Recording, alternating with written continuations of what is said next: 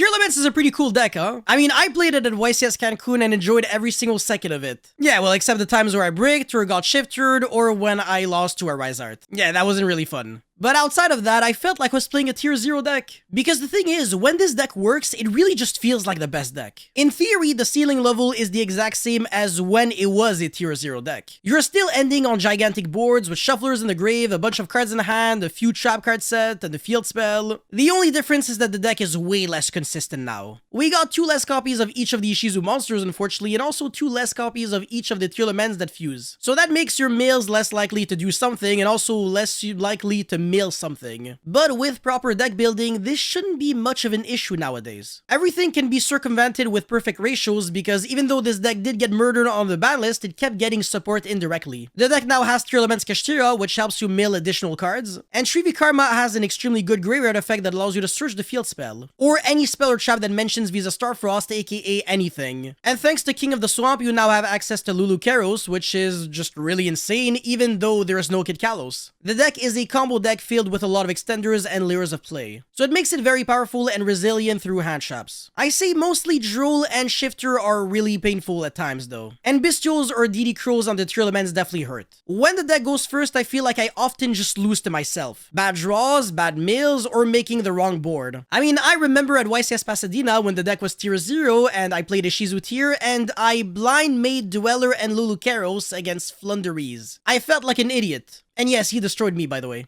Now, the cool thing about tier elements is that when you're going second with the deck, you don't have to rely on the hand traps or board breakers. It's one of the very few decks where the ceiling level is so high and you have so much gas that you just don't really need anything other than your engine to win. It's not really normal summon dependent because you have so many mills, so many triggers, so many graveyard effects, you just keep playing. Hell, I've actually managed to pick apart boards of like 5+ negates just because of chain blocking alone. And also all your cards float, so if your cards are getting destroyed, it's really not the end of the world. As a matter of fact, if I only have 1 turn to push, I'd rather face like 3 Omni negates than face 1 Abyss Dweller. Anything that denies access to the graveyard is really frustrating for tier elements players. The good news is, now that Kashtira is no longer in the picture, we no longer have to worry about a Rise Art, and also Shifter is seeing a little less play. But Flunderies are still there to ruin the party. And without a Rise Art, you no longer have to play like 65 billion outs to it, so you can play more consistent cards in your deck. As I've said, the deck is inherently and naturally able to beat just about anything. I've definitely mentioned this in the past, but the Unchained matchup is actually pretty good. You're only really afraid of Caesar, but if you can chain block, at least you're fine there. And the Unchained Soul of Rage Link 2 monster that links away your card is kind of frustrating, but at least you can negate it with the Lulu Karos. And the trap card that pops can only really destroy your field spell, anything else is pretty bad.